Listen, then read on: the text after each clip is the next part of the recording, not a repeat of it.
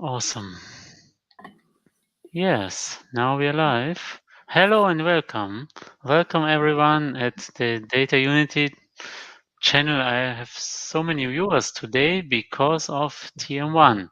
So it was just a spontaneous idea of me and Christoph, the TM1 fanboy, to try something out to connect TM1 with Power BI.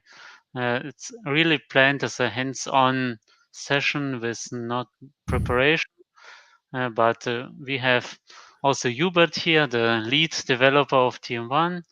And yeah, thank you for being here, all both of you. And then you can say, I think, a little bit about yourself and about TM1. Should I Yeah, start? Okay, I go. will start.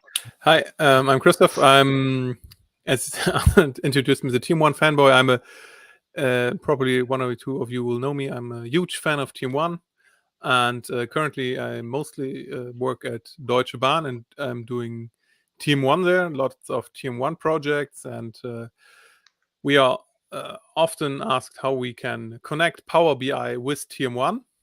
So I'm very interesting if Arthur can help us to do this without any middleware. I'm really looking forward to this, and I hope it will work.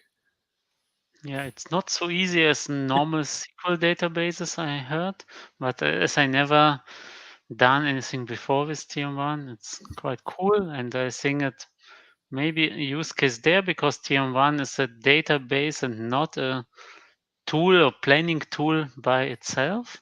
It's a functional database. I already learned this, and I'm eager to see more of it. Hey, Well, you've been Hubert. interested well then.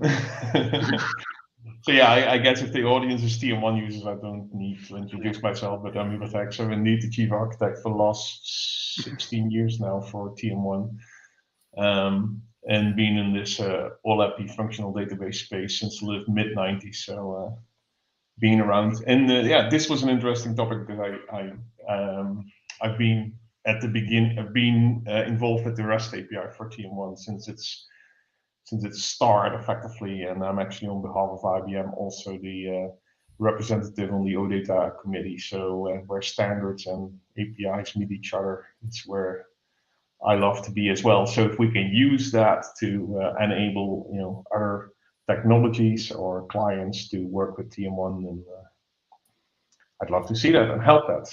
So Great. And as I'm a big fan of REST APIs because my company Scopvisio is also a software that is actually in the core has the API ability and is an open system.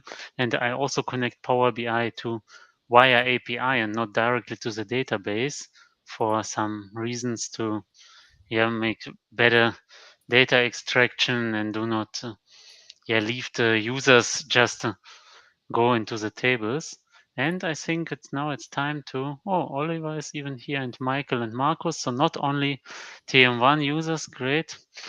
Hello everyone. And now I think you can introduce the setup, Christoph, as I really like to see it. I think it's a local TM1, Yeah. right? It's not in the cloud somewhere. No, for our setup, we chose to work with a local TM1 installation. For those of you who are familiar with TM1, I just started it as an application locally on my machine, and it's the famous sample database we're using here today. And our main goal is to retrieve the default view for the sales cube. That so in a perfect world, we will see these numbers later on in Power BI.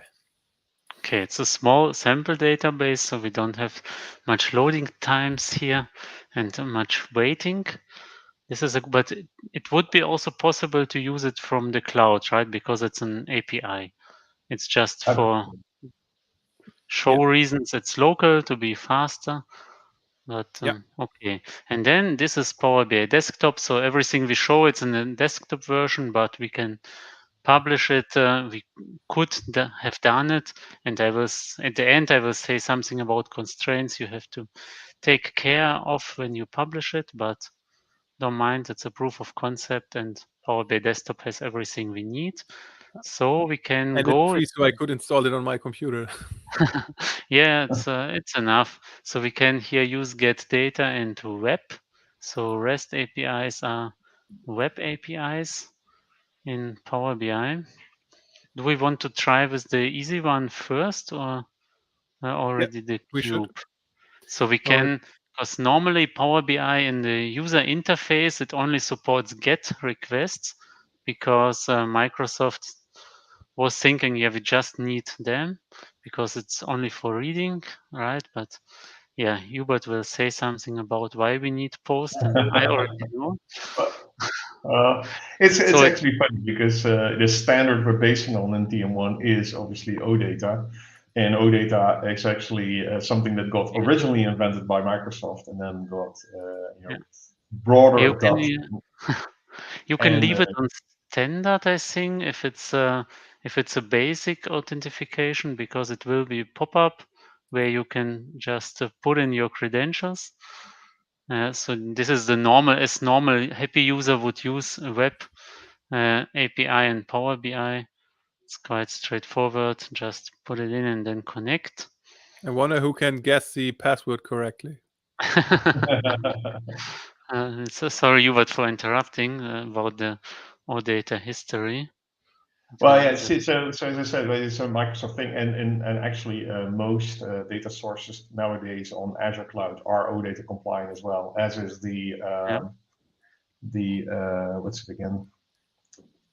that's it. When The big anyone, API that Microsoft makes everything available through is also a mm, Graph API, right? It is also all OData compliant. So Microsoft is big on OData, and get, post, put, fetch, all those HTTP verbs are very well defined in the standard as to who, what, when you use them. yeah, And the truth of the matter is that in TM1, the REST API effectively exposes your management side of the service, right? So your interaction with all the metadata, which cubes you have, which dimensions you have, reviews you have, processes you have. In this case, the users that, as Christoph just pulled up, right? Same thing for groups. All the things you can think of, right, are available that way. Where if you want to have data, you're actually that's not directly metadata, right? So you need to execute an MDX, and execute is an action, and as defined in OData, and as a lot of web oh, services actually do. If you execute an action, that's a post. And in okay, this case, well, now the post, logically, the post only creates the result. And once you have the result, right, you're getting the answers from that result. So theoretically, you're still right with get, because after the post where you execute a query, you have the result of the query, and there is the data from the result of the query you could get again. But you can do it in one request as well. So in that case, you're just asking for everything as part of the result of the post. yeah. So depending on how you use the REST API, you can actually do just a post or a post and subsequent gets. Yeah, I think it's also it's as my company started. It was post was more a workaround to create custom own filters without being compliant to the standard. It's not a good thing, but No, yeah, that's it not a good was a small thing. company, and that's why we use post for reading sometimes. But it's good that a Yeah. big company like IBM does it too. Okay, Christoph, you already did some stuff, and you already get the cubes also via get. I think. Mhm. And so it Just works passing the with time that. and listening to you guys. Yeah, yeah. It was a little bit of history, but when you can, I think you can cancel this just to Okay. show it more. When you go to users or to cubes, I want Mhm. just to show for the audience. When you go back to the source on the right side, there are the Mhm. steps that Power BI actually applies. And when you go on source on Quelle, then you show what you're actually doing. You're calling this with web contents, and there's nothing like a header. The basic header is hidden. And then Power BI automatically extracts because it's like an easy output that is a list and then it converts to a table. It's easy, and I don't expect, no, we don't need this because the steps are already there on the Mhm. right side. You can just go through. this is how it works. It's a very easy code because it's just the URL and hidden basic authentication. But when we go to really extract the cube, it's more. It's a post, and you don't have any possibility to tell Power BI that it's post. Yeah, already. You're not extracting the cube, right? You're executing the post is needed to execute a query against the cube, and then you're retrieving the data from that result of that query, which could be a get again. And again, we can do it in 2 steps, or well, I don't think Power BI would let us do it in 2 steps, so we would do it in one. You can if you save it as a function. But for this, I recommend the other videos on my page, but they are in German, unfortunately. But I can make subtitles if anyone really wants to see it. But now for the more sophisticated query, we need to go to the custom editor there, as Christoph was before, and then we need to write some code because Power BI does not allow us to write post. Then thanks again to Oscar. Yes, you can just copy everything and then delete. So Oscar, I had a session with Oscar on Friday. So thanks again for writing this cheat sheet that makes my life much easier. I don't forget anything. And here the important thing is, of course, the base URL. There you can paste in the URL. We are going to call the cubes. Yeah, this is the sales cube as an example. Like this. And so this is a sales cube where there is what's called a view here is actually a query. And then the TM1.execute means execute that query, right? That's the action that we're doing. You can delete the parameters because we don't need them. The problem now is when we use a post, it's not. It's only allowed in Power BI for anonymous connections, not for basic authentication. That's why we have to pass the basic authentication through the code, and that's why we need this header and need to put in some plain text user password. It could be parameters in Power Query, so it's not necessary to hard don't have code. to show the password in the code. Yeah, let's not do that. It still will be a parameter, but it's a little bit more usable when you have had parameters. Okay, then the REST API supports integrated authentication with Windows users, and it supports also OpenID somewhere in the future. You can also pass tokens and all the other stuff. So this one I think we can delete. You can delete the base logic. It's only for Jira. Then content is important because when content is existing, Power BI thinks, okay, it's a post call because we have a body. It should be empty now because we just have an empty JSON. And then we have the URL, the relative path. You can comment it out or delete it. So maybe it doesn't matter. Actually, it's important when you publish, but we can delete it now. And then we have the authorization, basic, it's okay. IP key, we can delete this too. And the other stuff, that's it. It should work. I think it will complain about the anonymous connection. Yes. This, and then we have to go to Datenquelleneinstellungen to data source properties, the orange, right above, like central left. And then we go to this and edit this and change it from standard to anonymous. And then just save and okay. And then it should connect because we passed the authentication through the code. Okay, now it's nothing. We can maybe, just, okay. Now it's passes the authentication through the code and it's here. We've got an ID. Why we got an ID, Hubert? I think it's a cube. The ID, well, the ID is the ID of the query result. So with this ID, you can now go back and get your data if you wanted to do it as a separate request. Okay. But then you would have to, that ID you have to take then in that case. So you want to try that, Christoph, or do you want to? Sure. Or let's go with a new web request. Okay.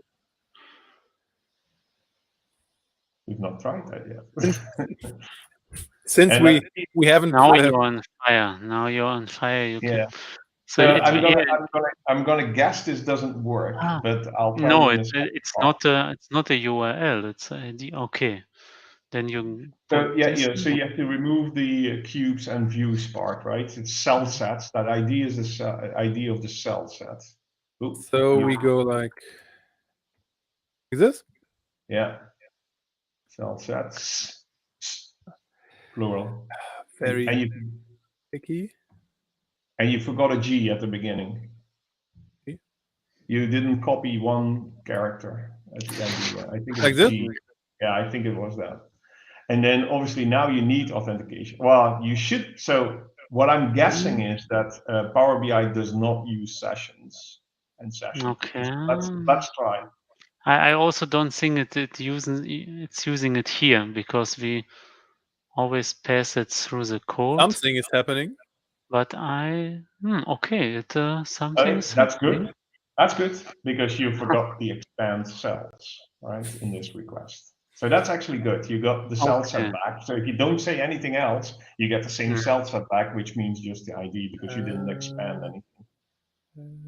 Should I go here? No, what's happening here?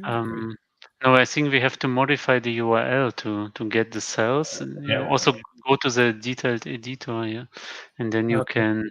Okay, we go like. Hubert, help me, please. Question mark,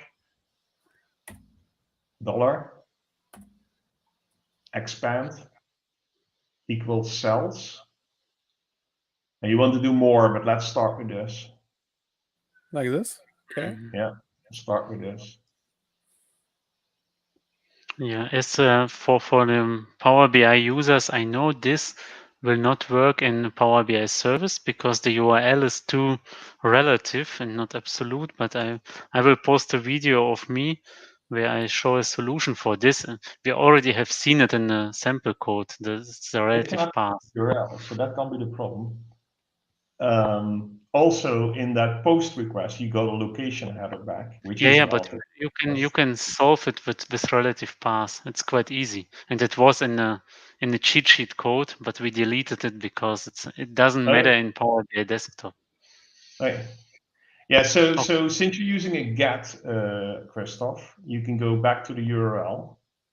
And right? now okay. Since you're using get, and so you can just put the cells after the cell slats with the ID.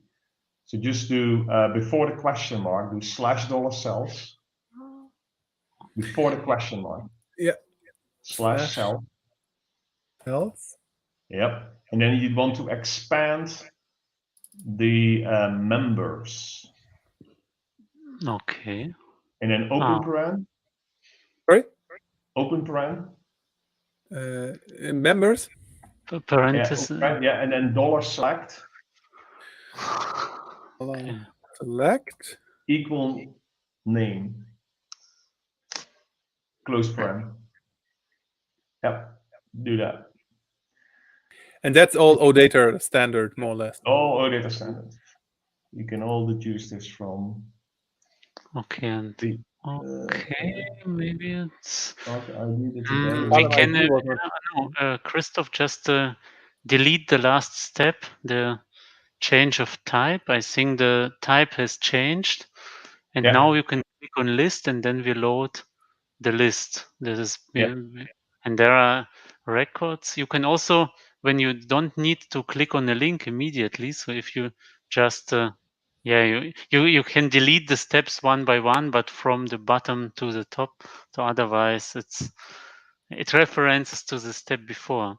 When you now just put the mouse on in one of the lines, you will have like in the bottom a preview of what's behind the record. But I think it's quite big here. At least you can Nothing is happening. click on it too. So yeah, okay. Now we have like a value and members. It's a record inside a list. I was expecting. Each cell has now the value. These are the values that Christoph was showing in that window And when you before. you don't have click on the link, but just click the mouse right in the space beneath the link, and then you see in the bottom, oh, okay, it's a list of records. So it's Yeah, the and not, unfortunate thing here is that these but are. but what you can do here, Christoph, is on the left side, like convert to table. No, not here, just in the top left, in Tabelle Yeah. konvertieren. And then it's a table, and then you can expand the list. When you now click on the list, you can expand it and okay, not like this. You can always delete the last step, but this is like the way of working in Power BI with complex data structures. It's not so straightforward because what we have now is a table, but one of the arguments is a list, and Yeah. we would need to expand it actually to have members. What I would actually do, I think I would also do it some steps above. We don't have any ID or anything here. I think it's one cell It's a with cell, and members. that's the members are the coordinates for the cell.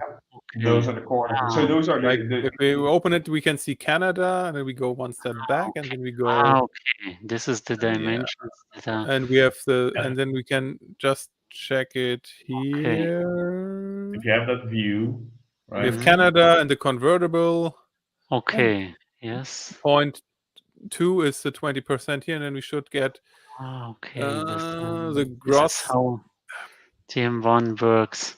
and we Yeah. have Just It's just how the structure is budget, describing itself, right? mhm. So we have this budget, and we will have gross always. margin percentage, and we can see here gross margin Mhm. percentage. It's not As taking the aliases. as you can see, we are already in one cell, and this is Yeah, not something uh, we want to have. We want to have a table. So I hmm think we should delete the steps, this step 2 and also the step above. We are converted to table too early, actually. Yeah, this we also can delete. And now this is okay. Yeah. And then instead of clicking on, you can also delete the step that is beneath them. Yeah. And then instead of clicking on list, you also have the expand sign on like beneath the, here. And then when you click on this, you can like show all, auf neue Zeilen ausweiten. This is the good one. And then we have all the records. And this also we can expand as columns.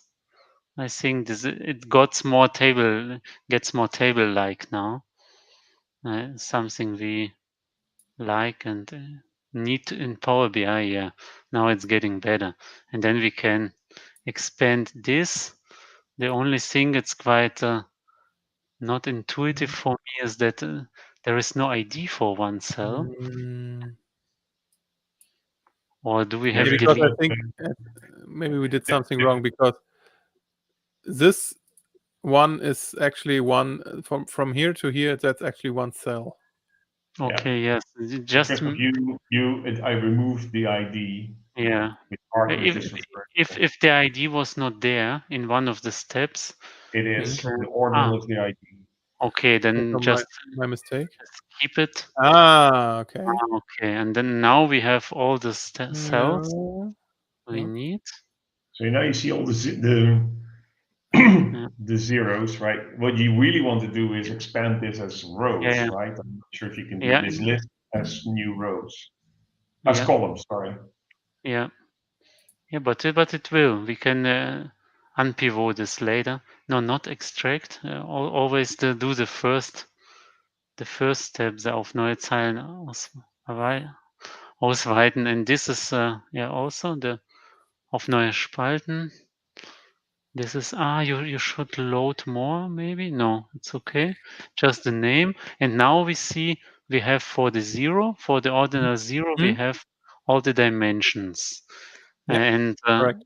actually the dimensions are more attributes and shouldn't be lines. They should be Yeah. columns. Right. That's And what I what we can do here is to leave this. Don't actually know if you can do it with just one line, but in the transformation ribbon of Power BI, the transformieren, you can it's not actually end pivotieren, it's pivotieren. You can try this. We can always make everything, reverse everything. So I would try pivot, not unpivot, because unpivot makes no sense. Unpivot is like from getting lines from columns, and this should be the opposite. And here he wants a value. It can be the value actually. Yeah, and then if you put OK, maybe I don't know what it does with the ID, but just try. And yes, now we see it's not what we Nope. expected because he pivots everything. So what we are missing is the type of dimension, because we just have values and we have like the dimension, like for example Canada budget, and but what we are It missing doesn't is know that it's what type of the that column. this and this is the same dimension. Yeah, and this is how So can is we? this where you would put in some code where? Yeah, maybe because it's these are Because you can code dimensions. this, right? So you can actually ask in the Yeah, same gap what yeah, the dimension names yeah, are, and yeah. you can Yeah. What call I the. would do from now, I would create a star schema from here. Like you can in the Power BI in the query section, Abfragen on the right side, you can right click. No, on the left side. Sorry, on the left side, and then you can right click on this and then make the reference Verweis in the middle. Mm-hmm. And then we can create the dimension tables one by one. So we can, for example, filter this one, but we don't know it as a machine because we have Canada. Of course, we have here the important thing in this is the relation that Canada has one and number. So we can group by. No, it's also not so Can't great. we get the dimension names or hierarchy names as well as this, You can get everything. It's just done Yeah. in the cells, right? So from the Okay. cells you need to know. So I just want to do. I hope that Power BI was smart enough to see that this list was Um, actually 5 elements each, and that it could create 1, 2, 3, 4, 5 mm, effectively. it would Um, be possible, I think, when you make this step a little bit earlier with the reference and just have one table for the model and one table for the data. We can before. So, It, so, so we just expanded cells, right? But there is another what we call a navigation property, which is axes. So the axes property describes the structure of the result. So okay. again, everything's in there. It's just that you need to know how to map the things. Yeah. Because now we just got data, and of course we don't have any information about the data model. I just know that cell with number 0 has a value and certain attributes Correct. in the name So session. Yeah. So again, you instead of doing the slash cells, then Christoph, Mm. right? We can go back to expanding cells, and within expanding cells, we could do. Well, there's a couple of ways to do it here, but to keep it simple, right? We can. Oops, that's a little. Expand equals. Well, you can keep the cells and an open paren $expand equals members. Remember. $expand. $expand. Yes, Michael already says this kind of transformation can be costly. Yes. So I think the use case here is like Hubert shows us when we know what we need to get. I think what should Power BI actually show? Some planning data, some visualization we can play with and report. And if we know it, I think we can shorten up with clever queries. But of course, I know it from my own experience that to make tables out of API data, yes, it's always a little bit of transformation work. But what are Yeah, the alternatives? You can always do a CSV export, and it's also on the other side, it's still, I think it's still an advantage that we can do it and we don't have to install a middleware to convert TM1 data to some star schema on some data mart and import this. It would be easy in Power BI, but I think it's one advantage of Power BI is actually that we can transform such more sophisticated data sources and not only use tables. What should I do besides expand cells? Sorry, yeah, you did expand members. You still have the $select equals name, right? Otherwise, you get way too much information there. So after the expand equals members, do what you did before. $select equals name. So between parens. Yeah, like okay, dollar. No, open paren first. $select. $select. Well, not for select. $select. Yeah, I think Very picky today. it's the same as doing a lots of joins of based on Select single name equals name. Yep, close paren. And then after the last close paren, you want to do an ampersand. Oh, sorry. No, you're in the expand. So one more to the right. Yeah. Comma. Axes. Axes, plural. There's an S. Access. Or is it like with AXIS? Access. No, that's one axis. Yeah. You have multiple axes. No, I think AXE. No, and without the IS. Yeah. Now we have a language where access. Backspace, Christoph. AXES. Yeah, Like that's this. that's the Just plural. tell me what to do. Yeah, and then open. So axes, open paren, and actually, you guys have the metadata there. Let me quickly pull it up as well because I'm a little bit rusty when it comes to that. But I will use this little break and say still that's not TM1 specific. That's OData stuff. Yeah. It's yeah. So sure.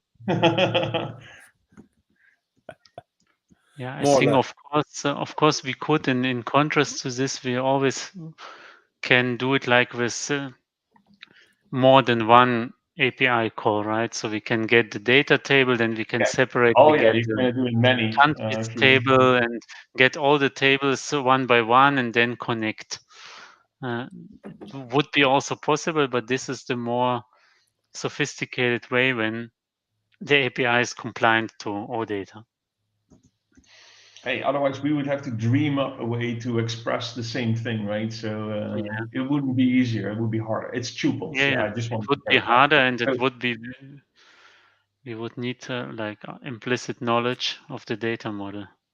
Right. So in this case, you want to do a dollar expand equals hierarchies.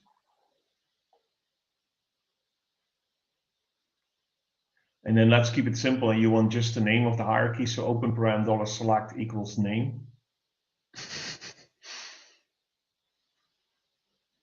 Close paren, comma. I think I'm still on access right now. I expand hierarchies, or should I? No, you just want the hierarchies in this case, right? You could expand tuples here too, but let's not get. Yeah, but then I need a second close parenthesis. You need another close parent now, yeah. Yeah. Yeah. If you execute this, you'll see that a couple of steps won't work again because your structure has changed. But you have to delete all the steps like on the right side because they are wrong now because we have a different data structure. Yeah, this may be okay, but yes. And So now you have actually 10 cells. So just open up axes, right? Yeah. And in the axes, there's always 3 axes: rows, columns, and the slicer, right? And so you see month. Okay. Now we have one. It's the problem with navigation. So I would. And here you have the account. Okay. Apparently, the manager name is account 1. So, and then in the third axis you have your slicer, which in this case has 3, right? Which is the region. What was the other one? Yeah, and here I would actually when we start. Model and active versus budget. Yeah, that's the same. Yeah. The 3 title dimensions. Yeah, exactly. These are our dimensions. These are all dimensions. So now you have the names of your columns effectively. The only thing you miss is a little bit of code to convert this result into a table which uses those 5 column names. And you can just convert it to a table. This is quite the easy part, but I think then we have to split it with the reference function. So the convert to table is still up left, and then we at least it's a little bit more. Okay, you have to delete the navigation then, but it's already working. And then we have it's this happens when we convert it too early. And then we have the access and but now it's not really, we cannot expand it at this part, so we can, no, we should connect it then. So what this is, the idea is just for the cell. So when we delete, we cannot filter. No, then we should make it a table and then filter only access and data and leave the just others. leave those out. Filter by name and leave. Oh no, not this. The you name. Get rid of the two ones there. Just the name. You can also but it's easier Very to. confusing when you guys talk both at the Okay. Yes, sorry. You can filter by name, by the name column, and then only leave cells and axes, and then we can expand. This is what I'm always looking for. When we expand cells and we still keep, okay, now it's expanding like really to a very wild one because it's not good because we expanded both. We should first, this is time to pivot this to make access and cells columns and to leave the value is value. It's the only cell that's left. It's by number. You can go to properties, and I think keep the. So delete my step or? Yeah, we can do it again, and then just take care about the properties. So also go on pivot. Yeah. And then then not amount count, but keep all. This should be not aggregate. Yes, this might work, and then okay, and then we have the and now we can expand the cells, and the axes are always kept with the cells. This was my idea. So we have one record, but we have all the axes that belong to this record. But that doesn't help you because you still, what we pull from the axis is just the definition of which dimensions We still are have being used. four rows for each record. If you expand this further, you would. So I have never used Power BI before today, right? So it's like this is completely new to me. But just getting into it, I'm expecting that it doesn't have. You need some, a couple of lines, just a couple of lines, pretty straightforward, but a couple of lines of, how you convert structure into a table. Yeah. But we need some structure information actually because if we expand the cells further, it will be the same thing we've seen before, that we see all the name column with all the different axes that exist, but we cannot say which axis is the real axis. You can expand it. Oh, sorry. Yeah, just delete. I would not actually go by axis, but you can try. It's in rows. Yeah. But okay, you've chosen one, and then record. This is one record. If we expand this cell, we can just Problem try is, it. this is. Yeah, okay, and then members, Okay, wait. and the member is not. Yeah, it's still not relied. So we have the information about the axis with us, but it's not related. The only thing we need is right now we need to get this the members list just as columns 1, 2, 3, 4, 5. Right. Yeah. And the column names should be names of those hierarchies from the axis list. Yeah, but I think that's not even important because if it's the easiest thing to manually add 4 or 5 column names. It's just sure. You could do it automated. I mean, right? Yeah, sure. I would imagine if you are able to code that, then it should be pretty straightforward to say, right, an entry called, the first entry, which is the first axis, right, first member, something like that. Maybe when I'm looking at the time, right, but yes, I think this is it. If we just have the access, we just need to know how much access there are there, and if we just count it and create a count, then we know that the 5th entry is the axis number 4, right? Yeah, so maybe we should do a second session where we go into transforming it, because I was quickly checking the chat and there were a couple of questions. Yeah, okay. Yeah, we will definitely. So now, as far we know, we can connect via OData, and then Michael said, yeah, it's a limit, but I already worked with millions of lines with web APIs. It's not extremely fast, but it works, and OData can fold, actually. It's a little bit tricky. I will try it out. I never tried because I not often have real OData compliant data sources, but it might work. And then there are some more TM1 questions. I think you can answer better. How would you? Oh, session specific cell set ID. Okay. Yes, it would work actually, because now the session specific cell-set ID is important. So whenever you execute a query, it is effectively taking a snapshot of the data at that point in time. And if you run the query again, you might get different data. So every time, that's why it's a post and an execute, right? Because it creates effectively a new resource, which is a cell set. Yeah, right? but in a real time, in a real scenario, I wouldn't. Now we have just hard coded the cell ID.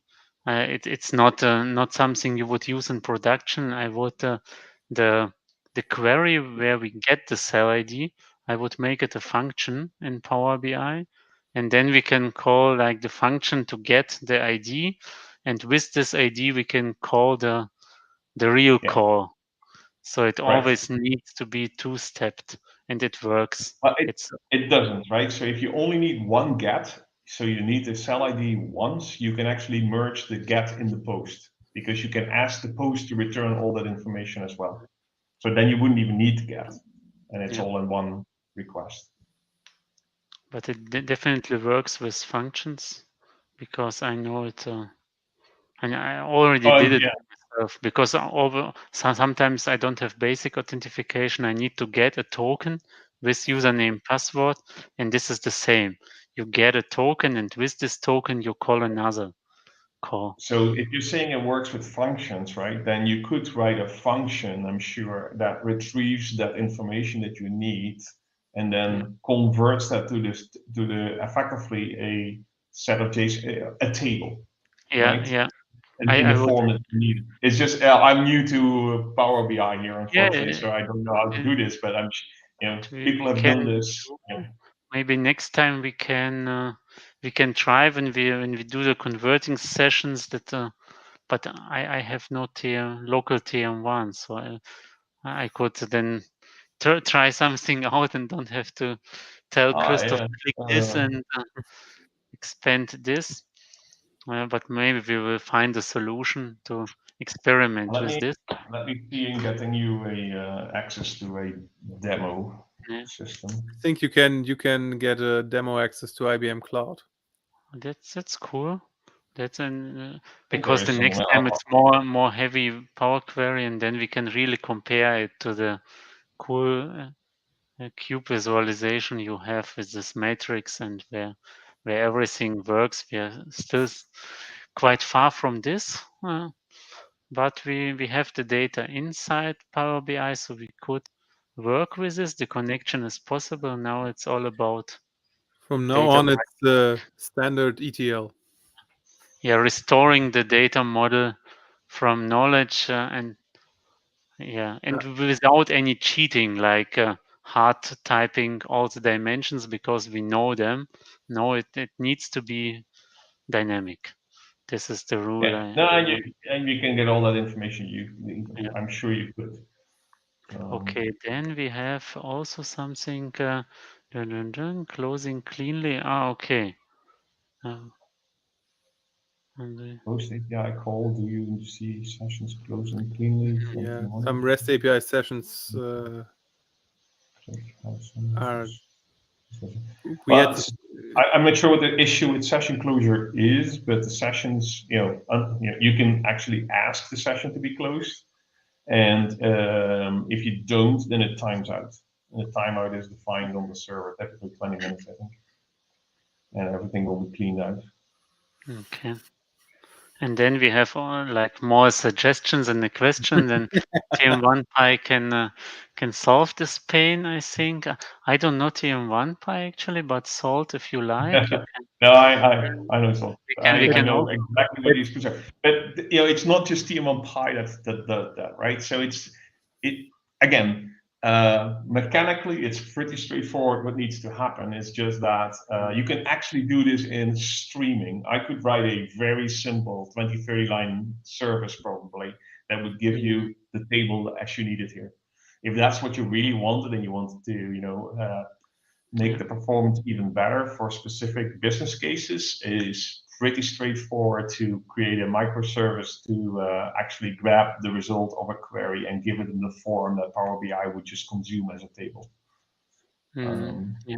Yeah, but it's not here's more the use case of executing a query and then No, how, Yeah, how you can get the knowledge or the intelligence of the query in some we Power can. BI data model. I think we can in our next session we can end up with a couple of code snippets, which can be easily reused. Can be reused for because once we figure it out, it's straightforward. It's always the same. It's the number of dimension. It varies, but you get all the information from the access, or you can just query it. The number of dimensions in a cube you can query, and then you can make it a dynamic script or a couple of scripts, and then Like Of we course, can do like a Power Query package for TM1. yeah. Yeah, that's cool. Yeah, so this is how connectors are written actually. Then we can sell it to Microsoft. But I think there would be too many parameters. That's why you always need code because with the OData strings, it's Yeah, and little- what we completely ignored here, just to be sure, to be honest, is we ignored the complex data structure in a TM1 data model. yeah. So we Yeah, we in coded our sample here we have more or less, okay, we have a little bit of hierarchy here, but besides that it's straightforward. But if you have more complex cubes, you have hierarchies with racked hierarchies with many levels, and like maybe like a dozen dimensions, and really rule derived values on consolidations. So that's where it gets really complex. yeah, Just to figure out all this different types of data you can get from a TM1 server. So, yeah, and this is but like but what still, we but still, for standardized use cases, I think it's Yeah, possible to write. a good thing is that I have seen now we can get one cell and have all this information about all the metadata and dimensions. It's related to the cell. So it's just and the You task get is just to order it, not to get something. We can get Yeah, the data. we can get the And data, but I think, as I said, if we have like a cost center dimension, which is a racked hierarchy with where not every leaf element has the same number of levels mm, to yeah, the top. I explained it correctly. Then it gets really complicated. So I think yeah, it's what it we learned. doesn't, Hmm? Christoph. What? It doesn't, Christoph, because in those cases, and this is something that is, you know, fundamental difference between a functional slash OLAP database, right, and a relational database, right.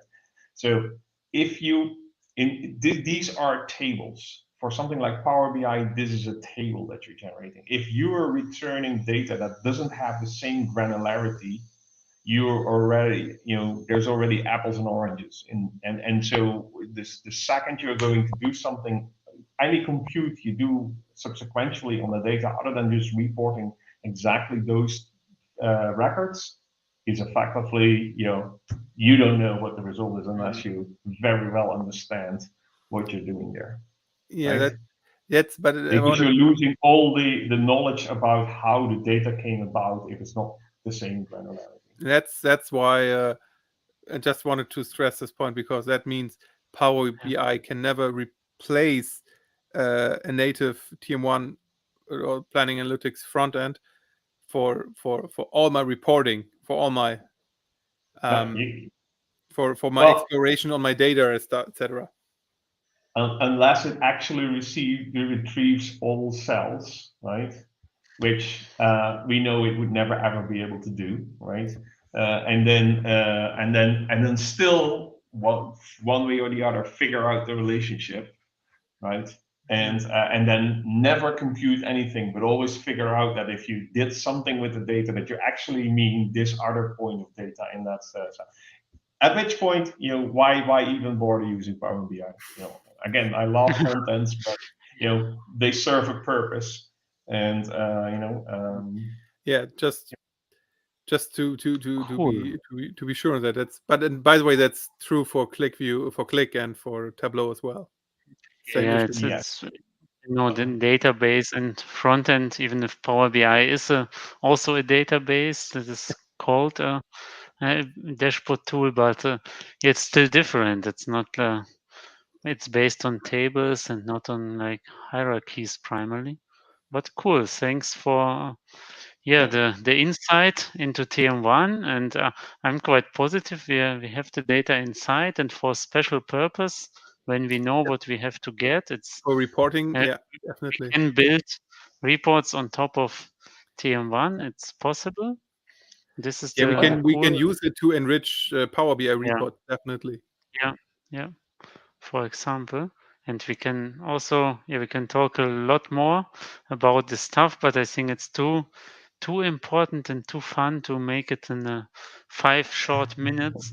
So we will find another day to continue. So save the file, Christoph, so we can continue with creating a function and then make it real professional stuff. Oh, it's gonna be fun. And thank you, Arthur. I learned so much today about Power BI. Really cool. So thanks everyone for the questions and for viewing. And it's always great to bring some different tools together. This is how companies work today. Yeah, thanks, and we'll see you again. Right. Thank you very much. Have fun.